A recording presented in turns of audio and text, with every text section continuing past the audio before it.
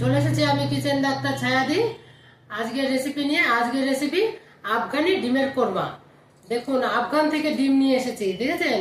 কিছু ডিম নিয়েছি, পেঁয়াজ কুচিয়ে নিয়েছি দুটো, নিয়েছি আদা রসুন কুচিয়ে, নিয়েছি টমেটো কুচিয়ে, নিয়েছি মগজ, তিল, আর নিয়েছি কাজু বাদাম। দেখতে থাকুন, সঙ্গে থাকুন, লাল লাল ঝাল ঝাল। আদা রসুন পেঁয়াজটা আমি একসঙ্গে পেস্ট করে নিলাম, আর টমেটোটা,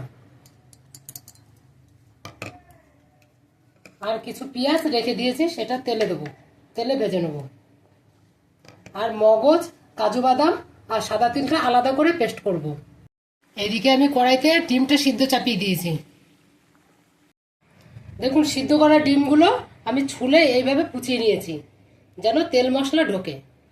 আর সব কিছু পেস্ট করে নিয়েছি। এবার কড়াইতে চাপাবো। কড়াইতে তেল নিয়ে নিয়েছি, এবার তেলটা গরম হয়ে গেছে। এবার ডিমগুলো হালকা করে ভেজে নেব। ডিমগুলো ভাজা হয়ে গেছে, এবার আমি নামিয়ে নিচ্ছি। এর মধ্যেই লবঙ্গ, এলাচ আর দারচিনি দিয়ে দিলাম। দিয়ে এবার দিয়ে দেবো পেঁয়াজ কুচিগুলো দিয়ে দেবো। পেঁয়াজটা লাল লাল করে ভাজা হয়ে গেছে, এবার আদা রসুনের পেস্টটা দিয়ে দিলাম। টমাটম আর মগজ, কাজু বাদাম আর তিলের পেস্টটা দিয়ে দিলাম। একটু জিরের গুঁড়ো দিয়ে দিলাম, 1 চামচ লঙ্কার গুঁড়ো দিয়ে দিলাম, একটু হলুদের গুঁড়ো দিয়ে দিলাম।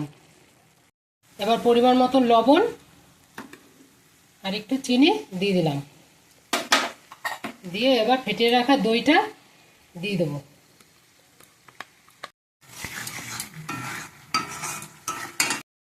এবার আমি 1 বাটি জল দিয়ে দেবো। মশলাটা কষানো হয়ে গেছে, 1 বাটি জল দিয়ে দেবো।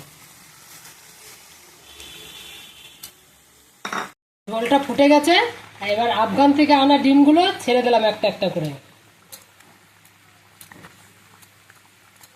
তৈরি হয়ে গেছে আমার আফগানি ডিমের কারি।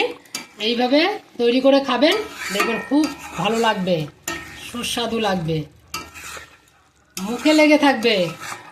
লাল লাল ঝাল ঝাল। দেখতে থাকুন, সঙ্গে থাকুন।